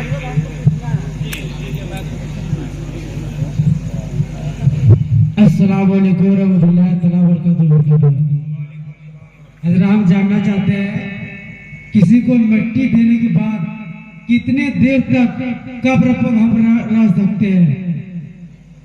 بہت اچھا سوال کیا، معلوماتی سوال ہے، ایسے سوال پوچھنے چاہیے۔ دیکھیے عام طور پہ آتا ہے، میں شاید یہاں بھی یہی ماحول ہوگا، سب جگہ کا یہی ماحول ہے، لیکن اللہ کا شکر ہے ناگپور میں میری اور ہمارے احباب کی کوششوں سے بہت حد تک اصلاح ہوئی ہے۔ عام طور پہ سب سے پہلے غلط فہمی یہ پائی جاتی ہے کہ جب قبر پہ دفن کر دو تو 40 قدم دور چلے جاؤ تو فرشتے آتے ہیں، جب لوگ 40 قدم چلے جائیں تب اذان دینا چاہیے۔ تو باقاعدہ ہمارے یہاں کچھ جن کو معلومات نہیں ہوتی، اس میں بعض اوقات کچھ مولوی حضرات بھی ہوتی ہے، عدم معلومات کی بنیاد پر وہ چلانا شروع کر دیتے، سیکھنا شروع کرتے، بھائی چلیے جائیے، نکلیے نکلیے، اور ایک شخص اکیلا تنہا قبر پہ کھڑا رہتا ہے اور آزاد دیتا ہے۔ یہ طریقہ غلط ہے، صحیح نہیں ہے۔ صحیح مسلم کے اندر حدیث ہے، صحیح مسلم کی حدیث ہے کہ آقا فرماتے ہیں مردے کو دفن کرنے کے بعد قبر پر اتنی دیر ٹھہرے کہ جتنی دیر میں ایک اونٹ ذبح ہوتا ہے اور اس کا گوشت کاٹ کے تقسیم کیا جاتا ہے۔ اب آپ اس سے تصور کر لیجئے کہ ایک اونٹ کو ذبح کرنے میں اور اس کا گوشت بنا کر تقسیم کرنے میں کتنا وقت لگے۔ اس حدیث کی شرح کرتے ہوئے شاہ عبدالحق بہتی سے دہلوی اشرف العلماء شرح مشکات میں فرماتے ہیں کہ اس کا مطلب یہ ہے کہ کافی دیر تک قبر پہ رکے، اور رکنے کا فائدہ یہ ہے کہ مردے کو دھارت بنی ہوتی ہے، فرشتوں کو جواب دینے میں اس کو آسانی ہوتی ہے، اور جتنی دیر رکے شاہ عبدالحق فرماتے ہیں وہاں واعظ و نصیحت کریں، بزرگان دین کے واقعات بیان کریں، بزرگوں کا تذکرہ کریں، اس لیے کہ روایت میں آتا ہے کہ عند ذکر الصالحین تنزل الرحمہ، جہاں صالحین کا ذکر ہوتا ہے وہاں اللہ کی رحمت ہوتی ہے۔ سبحان اللہ۔ تو اتنی دیر، اور خود اعلیٰ حضرت قادر بریلوی نے قبر پر اذان دینے کے تعلق سے ایک رسالہ لکھا جس کا نام ہے ایذان الاجر فی اذان القبر۔ اس میں فرماتے ہیں کہ 17 اذان دینے کے فائدے ہیں۔ قبر پر 17 فائدے اذان دینے کی، جس میں سے 10 فائدے زندوں کے لیے ہے اور 7 فائدے مردوں کے لیے۔ مردوں کے لیے کتنے ہیں؟ 7، اور زندوں کے لیے 10۔ زندوں کے لیے زیادہ ہے، جن کے لیے فائدے کو بھاگ جائے۔ حضرت علامہ امجد علی اعظمی صدر الشریعہ علیہ رحمہ جو صاحب بار شریعت ہے، ان کے فتاوی کی کتاب ہے فتاوی امجدیہ، اس میں فرماتے ہیں کہ عوام میں مشہور ہے کہ 40 قدم چلے جاؤ تو فرشتے آتے ہیں۔ یہ کسی روایت سے ثابت نہیں، بلکہ دفن کے فوراً بعد فرشتے آ جاتے ہیں۔ آپ کے کوئی ڈر کے نہیں ہے کہ آپ رکے تو ڈر رہے نہیں جائیں گے تو تباہی نہیں، آپ کی کیا ہے وہ دکھتے ہی نہیں کسی کو، غیب کی باتیں ہیں۔ بلکہ آپ کو رکنے سے یہ ہوتا ہے کہ میت کو دھارت ہوتی ہے، اور پھر اعلیٰ حضرت اپنے رسالے میں ایک حدیث نقل کرتے ہیں کہ صحیح مسلم کی، کہ اللہ کے رسول فرماتے ہیں کہ تم اپنے مسلمان بھائی کو جس طرح نفع پہنچا سکتے ہو نفع پہنچاؤ۔ اللہ فرماتے ہیں قبر پر رکنا بھی ایک طرح سے اپنے مردے کو نفع پہنچاؤ، تو کچھ دیر رکنا چاہیے۔ اور خود اعلیٰ حضرت نے وصیت کی تھی اپنے بارے میں کہ 7 دن تک میری قبر پر مسلسل رکے رہے، لوگ باری بدلتے رہے، اور 7 دن تک مسلسل میری قبر پر تلاوت قرآن ہوتی، اور اس وصیت پر عمل بھی ہوا۔ تو بہرحال اتنا رکنا جو ہے مخصوص ہے، لیکن یہ فرض اور واجب نہیں ہے، بہتر ہے، سنت سے ثابت ہے، سنت ہے، ثواب بھی ہے، مردے کے لیے فائدہ ہے۔ تو کسی کو بہت ضروری کام ہے اور وہ چلا جائے تو اس کا کوئی گناہ بھی نہیں، لیکن کچھ لوگوں نے قبر پہ ضرور کچھ وقت رکنا چاہیے، ذکر اللہ کرنا چاہیے۔ واللہ اعلم ثم رسول۔ حضرت میرا دوسرا سوال ہے، میت کو قبر میں اتارتے سمے کون سا دعا پڑھنا چاہیے؟ سارے لوگ پڑھتے ہیں لا الہ الا اللہ محمد رسول اللہ، کہ یہی درست ہے کہ کوئی دوسرا چیز پڑھنا چاہیے؟ دیکھیے صحابہ سے جو ثابت ہے، حضرت عبداللہ ابن عمر سے روایت ہے ابن ماجہ کی، کہ جب مردے کو قبر میں رکھا جاتا ہے تو کہا جاتا ہے بسم اللہ علی ملت رسول اللہ صلی اللہ علیہ وسلم، اللہ کے نام پر، رسول کی ملت پر، یعنی رسول کے دین پر۔ تو یہ دعا مسنون ہے، صحابہ سے ثابت ہے، لیکن اگر کسی کو یہ دعا یاد نہیں ہے تو لا الہ الا اللہ بھی پڑھ سکتے ہیں، درود شریف بھی پڑھ سکتے ہیں۔ مقصد وہاں سے یہ ہے کہ قبر میں لٹاتے وقت کوئی ثواب کا کلمہ پڑھا جائے، لیکن بہرحال مقصود یہ ہے کہ یہ پڑھے، لیکن اگر یاد نہیں ہے تو کلمہ پڑھنے میں بھی حرج نہیں ہے، اور درود شریف بھی پڑھنے میں حرج نہیں ہے، یا بسم اللہ الرحمن الرحیم بول کر بھی قبر میں مردے کو رکھا جا سکتا ہے، ہر طرح سے جائز ہے۔ واللہ اعلم ثم رسول۔ وعلیکم السلام ورحمۃ اللہ تعالیٰ۔ میرا ایک سوال ہے کہ مسجد نبوی میں شیخ مظفر نام کا کوئی ایک بدبخت ہے جو برابر گھومتا پھرتا رہتا ہے، لوگوں کو مطلب گمراہی کی اور اگرسر کرتا ہے۔ تو سوال یہ ہے کہ مطلب ہم خانہ کعبہ کی طرف اپنا پیر یا اپنا پشت اس لیے کرتے ہیں، اس کی کوئی دلیل ہے، یا پھر ہم عشق کے طور پر ہم ادھر اپنا پیر یا پشت نہیں کرتے، یا کسی مزارات یا کسی حضور صلی اللہ علیہ وسلم کے مزار سے جب ہم نکلتے ہیں تو اپنا پشت ہم پیچھے کے سائڈ کر کے نکلتے ہیں، تو یہ عشق کے طور پر کرتے ہیں یا اس کی قرآن و حدیث کی روشنی میں کوئی دلیل ہے؟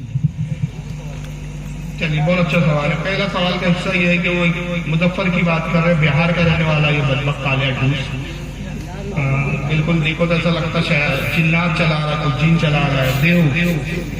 وہ بات صحیح ہے آپ نے جو کہا کہ وہاں حاجیوں کو پکڑتا ہے اور بحث کرتا ہے، خاص طور پر حجاج کو پکڑتا ہے تو بیچارے معلومات لے۔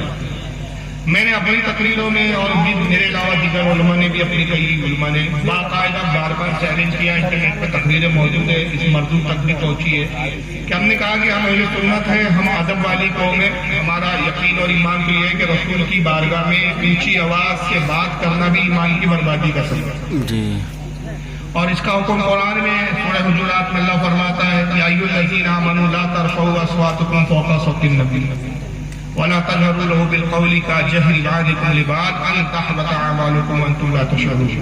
اللہ فرماتا ہے ایمان والو ہمارے نبی کی بارگاہ میں اپنی آواز کو بلند نہ کرو، نبی سے اپنی آواز کو بلند نہ کرو، اور ایسے نہ پکارو جیسے دوسرے کو پکارو، اور اگر تم نے ہمارے نبی کی بارگاہ میں اپنی آواز کو بلند کیا تو تمہارے اعمال، اور علماء کہتے ہیں اعمال سے مراد یہاں ایمان ہے، نماز روزہ بھی ہے ایمان ہے، تمہارا ایمان برباد کر دیا جائے گا اور تم کو خبر بھی نہیں ہوگی، شعور بھی نہیں۔ تو مدینے میں آواز بلند کرنا ہمارے نزدیک بے ادبی ہے اور ایمان کے ضائع ہونے کا اندیشہ ہے۔ تو جب بحث و مباحثہ ہوتا ہے تو آوازیں بلند ہوتی ہے۔ تو तो 12 मैंने को चैलेंज इसको किया कि बेगैरत मदीने में तू मस्जिद नबवी के पास सरकार के रोजे के करीब लोगों को पकड़ के बहस करता है और कोई तुझे जवाब दे तो पुलिस को बुलाते हो। तो अगर वाकई तुम मर्द के बच्चे हो और हलाली हो और अपनी अम्मी का ही तुमने दूध पिया है तो जद्दा में एक कमेटी रखो, मुनाजरा रखो और हमें बुलाओ, परमिशन लो, हम आके तुम्हारी ऐसी पेशी ना कर दे तो हमारा नाम सुन ली है, क्या बात है। औकात ना दिखा दे कि कितनी मालूमात। तो तुम मौके परस्त लोग हैं, मौके का और हुकूमत का फायदा उठाते हैं। ठीक है, तो खैर उसकी औकात नहीं है कि हमारे उलमा। अच्छा, फिर वो इंडिया भी आता है, चलो जद्दा छोड़िए, यहाँ रहने वाला है, उसकी कई वीडियो है यहाँ के कब्रिस्तान में इसका मेरा बाप यही दफा गए और ये मेरी माँ की खबर है और यह वीडियो बना रहा है बिहार आके। तो जब तू इंडिया आता है तो हमको बुला ले, हम तेरे इलाके में आके तुझसे मुनाजरा करने के तैयार। अब रहेंगे किबले की तरफ पैर रखना, सरकार के रोटी की तरफ पीठ करना, ये क्या, ये साहबा के अमल से साबित है कि साहबा इकराम किबले का भी अदब करते थे और रसूलुल्लाह की तरफ पीठ नहीं करते थे। अदब कुरान ने हमको सिखाया और अदब का ये आलम था। हुजूर सल्लल्लाहु अलैहि वसल्लम, मिशकात शरीफ की हदीस है कि हुजूर ने एक शख्स को एक कबीले का इमाम बनाया। हुजूर से वो शख्स एक दिन मिलने आए और इत्तेफाक से नमाज का वक्त हो गया तो हुजूर के साथ मस्जिद नबी की तरफ साथ में चल रहे थे। तो अचानक उनके मुंह में थूक आया, लुआब आया और उन्होंने किबले की तरफ उठ करके वो इमाम ने थूक दिया। तो आका नाराज हुआ और आका ने फरमाया कि आज से ये शख्स तुम्हारे कबीले की इमामत ना करे, जो हमारे किबले की ताज़ीम नहीं कर सकता वो हमारा इमाम ही हो। तो इस हदीस से पता चला कि किबले की भी ताज़ीम का हुक्म है। सही बुखारी की हदीस है कि अल्लाह के रसूल फरमाते हैं कि किबले का एहतराम करो कि अल्लाह की ज्यादा तवज्जो किबले की तरफ होती है, अल्लाह की रहमत ज्यादा किबले की तरफ होती है। तो जिस तरफ अल्लाह की रहमत और तवज्जो ज्यादा हो तो उस तरफ पैर करना, थूकना यकीनन बेअदबी। इमाम बुखारी रहमतुल्लाह अलैह का एक वाक़या है कि आप एक हदीस ले लें, एक मुल्क, एक शहर की तरफ गए, 15 दिन का सफर किया, पता चला कोई बहुत बड़े मौलवी से उनके बाद रसूलुल्लाह की चंद हदीसें। जब वहां पहुंचे नमाज का वक्त हो गया, मौलवी साहब ने कहा चलिए मोहम्मद बिन इस्माइल पहले नमाज पढ़ लेते हैं, फिर मैं आपको हदीस सुनाता हूँ। दोनों हजरात मस्जिद की तरफ जा रहे हैं, अचानक वो मौलवी साहब ने किबले की तरफ थूक दिया। इमाम बुखारी रहमतुल्लाह अलैह ने नमाज पढ़ी, उन पर सवार हुए वापस जाने लगे। इमाम बुखारी का नाम था मोहम्मद इब्ने इस्माइल। कहा मोहम्मद इब्ने इस्माइल इतने दूर से आप आए, 15 दिन का सफर किया, हदीस नहीं सुनेंगे? कहा वल्लाह तुझसे एक हदीस का टुकड़ा भी ना सुनूंगा। जो हमारे किबले का अदब नहीं कर सकता वो इस लायक नहीं कि मुझसे हदीस करूं। मैं बेअदबों से हदीस नहीं लेता। तो इमाम बुखारी जैसे नहीं लिया, वहां भी कुछ पढ़ते पढ़ाती नहीं कि बेअदब कौन है। वहां हरम में देखा गया है कि किबले की तरफ पैर करके बैठे कुरान सामने पे रख लेते। जिनको कुरान की इज्जत नहीं, वो अपने माँ बाप की क्या इज्जत करेंगे। इसलिए बुजुर्गों ने कहा है कि बा अदब बा नसीब, बेअदब बदनसीब। अदब की बुनियाद पर ही नजात है। वाकया याद आ रहा है, इमाम अहमद इब्ने हंबल वुजू फरमा रहे थे, झरना बह रहा था, ऊपर से पहाड़ की तरफ से झरना बहता हुआ आ रहा था। इमाम अहमद इब्ने हंबल नीचे वुजू बना तो एक शख्स ऊपर की सीट में बैठ के वुजू कर रहा था, उसकी नजर इमाम अहमद इब्ने हंबल पर पड़ी। तो उसके दिल में ख्याल आया कि वक्त के इतने बड़े इमाम ये नीचे है और मैं ऊपर हूँ, अच्छी बात नहीं है। तो वो शख्स नीचे उतरा और इमाम अहमद इब्ने हंबल को सलाम किया और आपके बाजू बैठ के वुजू करने लगा। कुछ दिनों बाद उसका इंतकाल हो गया। वक्त के बहुत बड़े वली कामिल उसको ख्वाब में देखा था। क्या गुजरी, अल्लाह ने क्या तुझे बख्श दिया? तो अल्लाह ने मेरे किसी अमल को नहीं देखा, सिर्फ एक अमल की वजह से बख्श दिया गया कि मेरे रब ने फरमाया तूने मेरे महबूब के एक उम्मत के एक मुहद्दिस अहमद इब्ने हंबल की ताजीम की, मैंने उसी वक्त से बख्शा। तो अंदाजा लगाइए कि सिर्फ एक आलिम की, इमाम की ताजीम पर जन्नत दे दी गई। तो किबला तो वो है जहाँ हुजूर कह रहे हैं कि अल्लाह की रहमत ज्यादा तवज्जो होती है। जहाँ खाने काबा है, जिस तरफ रुक करके आदमी नमाज पढ़ता है, उसका एहतराम कितना करता है। तो इसलिए बादब रही है, किबले की तरफ न थूका जाए। अरे यार, आला हज़रत का तो इश्क ये था, किबला तो बहुत बड़ी बात। हालत कहते हैं कि बचपने में वालिद साहब ने एक बार मुझे बता दिया कि इस सिलसिले में गौसे आजम का रोजा है। ता जिंदगी मैंने उस तरफ भी कभी कदम नहीं रखा जिस तरफ गौसे पाक का होगा। तो किबला तो किबला है। मेरा दूसरा सवाल है, मैं इसमें आपका कमेंट जानना चाहता हूँ। सवाल यह है कि आजकल जयनमाज जो आता है कई तरह का आता है, जिसमें कई मजारा या गुंबद खजरा की तस्वीर या खाना काबा की तस्वीर से बनी हुई रहती है। तो नमाज पढ़ते वक्त घुटनों वहां तक जाता है, या हम पीछे घूम जाते हैं तो इसमें उसकी बेहरमती होती है, तो क्या उसको बंद करना चाहिए? देखिए उसके बारे में फतवा ये है, और गालिबन ताबी शरिया का भी फतवा मेरी नजर से कहीं गुजरा है कि जिस जानमाज पे काबतुल्ला हो, मदीना मुनव्वरा हो, उससे एतराज करना चाहिए, बचना चाहिए। उसमें दो बातें, एक तो बेअदबी का अंदेशा है, कई बार आदमी क्या नमाज से गुजर जाता है, पैर पड़ जाता है। दूसरा भी नमाज में देखता है तो कई बार जहन मुंतशिर होता है, मतलब काबे की तरफ जाए वो एक अलग बात है, काबे की तरफ में जाए कि वो धागे, उसकी रंगा, उसकी बुनाई, कारीगिरी देखने में नमाज के ध्यान पर कारीगिरी में ज्यादा हो जाता है, तो उसको हमारे उलमा और मकरूह फरमाते हैं। अलबत्ता नमाज तो हो जाएंगी, लेकिन खिलाफ औला है, बेहतर नहीं है। बेहतर ये है कि शादी जिस पर कोई डिजाइन वगैरह ना बना हो, काबा या मदीना या वो बैतुल मुक़द्दस वाले भी आते जिसमें कुब्बतुस सकरा का फोटो होता है, तो ऐसी जानमाज़ों पे नमाज पढ़ने से बचना चाहिए। वल्लाहु आलम। अस्सलाम वालेकुम। हजरत आपसे हमारा सवाल है, इंसान माँ के पेट से जन्म लेता है तो वो पाक कब कहलाता है? जैसे आप नापाक पानी के बारे में भी बता रहे थे, आपका गुफ्तगू हम लोग समाप्त कर रहे थे, तो इंसान पाक कब होता है, इनके बारे में आप बताएं। देखिए हकीकतन वो नुत्फे से पैदा हुआ तो उसका हुक्म नापाकी का है, लेकिन पैदा होने के बाद में पाक समझा जाता है। अब उसकी मैं मिसाल लेता हूँ, कुछ चीजें हकीकतन नापाक होती है लेकिन अहकाम उस पर अलग साबित होते हैं। जैसे पाखाना नापाक है मगर हर लम्हे पेट में होता है। किसी भी इंसान का पाखाना कभी ऐसा होता ही नहीं कि आपका पेट बिल्कुल क्लीन हो, कुछ ना कुछ हिस्सा रहता ही है। बल्कि जो गुसल देते हैं ना मुर्दों को, उनसे पूछना, जब मुर्दा मर जाता है आदमी, गुसल देते हैं तो पेट ऐसा दबाते हैं, दबाते इसलिए कि ताकि अगर पेट में कोई बचा कुचा है वो निकल जाए। कहीं ऐसा ना हो कि फिर जनाजा ले जाते हुए रस्ते में निकल जाए तो कफन खराब हो जाए, बदबू हो जाए। तो हर वक्त पाखाना जिस्म के अंदर होता है, मगर उसी हालत में आप नमाज पढ़ते हैं तो शरीयत क्या हुक्म देती है कि आप अभी पाक है, लेकिन एक जर्रा बराबर भी निकल जाए। अरे जर्रा बराबर छोड़िए, हवा ही निकल जाए उसकी जो गैस बनती है, गैस निकले तो आप कहा गया कि आपका बाहर निकल गया तो नापाकी का हुक्म लगता है। जब तक अंदर है तो उसके नापाकी का हुक्म नहीं है। बच्चा जब तक माँ के शिकम में है उस वक्त तक उसको नापाक है, गोश्त का खून का बिखरा। जब पैदा हो गया, जान पड़ गई, अब उसको पाक समझा जाता है। शरीयत का हुक्म ही असल है। शरीयत जिसको पाक कह दे पाक है, जिसको नापाक कह दे नापाक है। कुरान ने हकीकत बताया उसको कि जिस वक्त पैदा हुआ उस वक्त तो नापाक और गंदा था, बाद में हुक्म उस पर बदल गया। जैसे गोबर होता है ना, जानवर का नापाक है, उलमा कहते हैं उससे घर को धोना। बहुत सारे हमारे मुस्लिम भी करते थे, पहले समझ आ रही तो छोड़ रहे। वो पुराने घर जो होते थे लीपते थे उससे, गोबर से, उस पे ना नमाज होती है और घर भी नापाक होता है। लेकिन गोबर को जला दिया जाए, जलकर वो राख हो जाए तो उसकी राख पाक है। अब उसमें बदल गया। शराब नजीस भी है, नापाक भी है। शराब में इस कदर अगर आप नमक डाल दें तो उसका नशे खत्म हो जाए, उसकी तेजाबिया, उसका तेजपान, उसका नशा खत्म हो जाए तो सिरका बन जाती है। अब सिरका पी रहे तो और वही सिरका ज्यादा सड़ जाए तो फिर शराब बन जाती है, तो हम ना देंगे।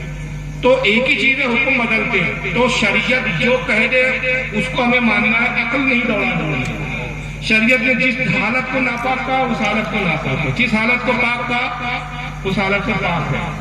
अब एक मैं मिसाल लेता हूँ आपको कि शरीयत क्या है। वुजू किन चीजों से टूटता है? पखाना से टूटता है, पेशाब करने से टूटता है, हवा खारिज करने से टूटता है। आप अभी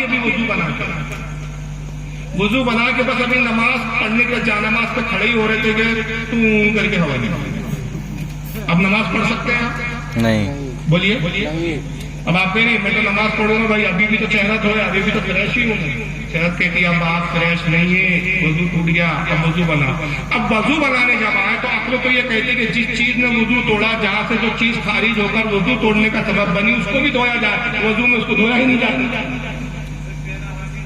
हाथ चेहरा ही धोते, हाथ से तो गैस नहीं निकली थी, ना चेहरे से निकली थी, गैस तो कहीं और से निकली थी, उसको तो वजू में धो ही नहीं रहा। तो अकल का तकाजा तो ये अकल तो कहती है कि भाई जिस चीज से वजू टूटा पहले उसको धो। अगर शरीयत ने उसका पाबंद नहीं किया तो पता चला शरीयत उस चीज का नाम है कि जो मुस्तफा कह दे उसी को मानने का नाम शरीयत। सुभान अल्लाह। एक सवाल दूसरा सवाल हमारा है हजरत, हमारे स्टेज के जानिब हमारे माँ बहन के लिए एक मैं सवाल पूछना चाहता हूँ। अच्छा खुदा नसीब माँ बहन लोगों के लिए मेरा एक सवाल है।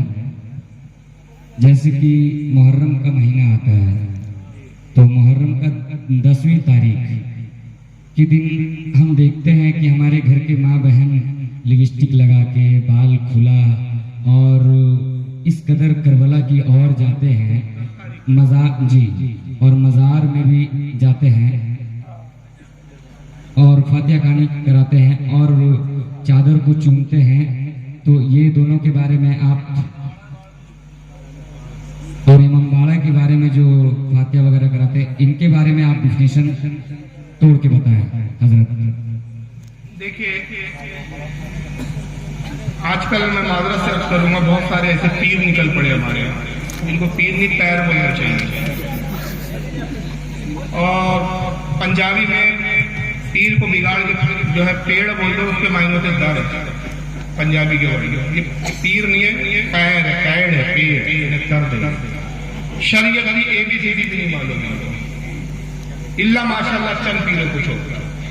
99 और 90% ऐसे पीर साहबान है कि अरबी भी नहीं पढ़ सकते बेचारे। हदीस की कोई एक किताब अरबी के लाके रख देंगे, मौलाना पढ़ो तर्जुमा करके बताओ, तो बगैर इराक के अरबी भी नहीं पढ़ सकते। मदरसे के फारिग भी नहीं है बेचारे, मदरसे में कभी बैठे भी नहीं जगह। सिर्फ क्या है, पितरम सुल्तान, बाप बादशाह था, ये बेटे भी बादशाह बने, कुछ भी नहीं है। डॉक्टर इकबाल ने इसके बारे में कहा कि बहुत गाढ़ा उर्दू का शेर है, जो समझे नहीं समझे तो वक्त नहीं समझाने का, कभी अल्लाह ने चाहा तो याद दिलाना तो समझाऊंगा। इकबाल कहता है कि मीरास में मिली है इन्हें मसनद इरशाद, मीरास में मिली है इन्हें मसनद इरशाद, ज़ाबों के तसर्रुफ में उकाबों का नशीब। तो ये हालत है। तो ऐसे पीरों ने बस गुमराह कर रखा है कि भाई इमाम हुसैन की याद मना रहे, इमाम हुसैन की शहादत मना रहे। इनसे कहो कि जब आपके घर में आपका बाप मर जाए तो उस दिन आपकी औरतें लिपस्टिक लगाती, अब्बा मर गए लिपस्टिक लगा दो, अब्बा का इंतकाल हो गया, नए कपड़े पहन लो, सजो धजो, चलो जनाजा धूमधाम से निकालो ढोल बाजे के साथ। भाई इमाम हुसैन की शहादत हुई है, हमारी बहनों को, माओं को सोचना चाहिए कि शहादत का दिन है। इमाम आली मकाम ने अपनी गर्दन इस्लाम की बका के लिए कटाई, उसी दिन को हमने तकरीर, हंसी मजाक, खेलकूद का दिन बना। नमाजों की तौफीक नहीं, करबला की तरफ तारीख पड़ी है। अफसोस यह है कि असल में वाकयात करबला के वो हिस्से नहीं बताए जाते आप लोगों के यहाँ, जो बताने की जरूरत है। हर साल मेरे 10 रोजा और 11 रोजा प्रोग्राम होते, इंटरनेट पे अपलोड होते हैं। मैं यहाँ के नौजवानों से गुजारिश करूंगा, इस साल भी 10 रोजा प्रोग्राम हुए, हर साल हो रहे, तकरीबन 26 साल से मैं 10 रोज के प्रोग्राम करता हूँ। 13 साल अपने ही मोहल्ले में, मैंने अपने ही घर के सामने स्टेज लगा के 13 साल लगातार। बम्बई में कई साल हुआ, बीच में मैं 12-13 साल बाहर रहा, उसके बाद 2 साल से फिर अपने ही शहर में बोल रहा हूँ।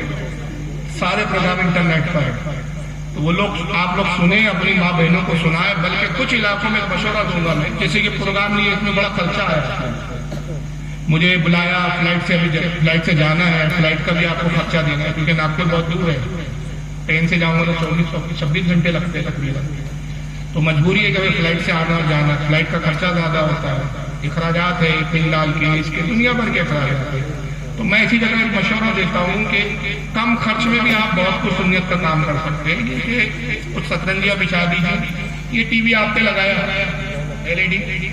LED लाइए किराए से, LED नहीं है तो किसी के घर में अगर बड़ा स्क्रीन का टीवी ले आए, एक दिन ऐलान कर दे जो भी तो कि आज भाई फला मौलाना की तकरीर सुनाई जाए।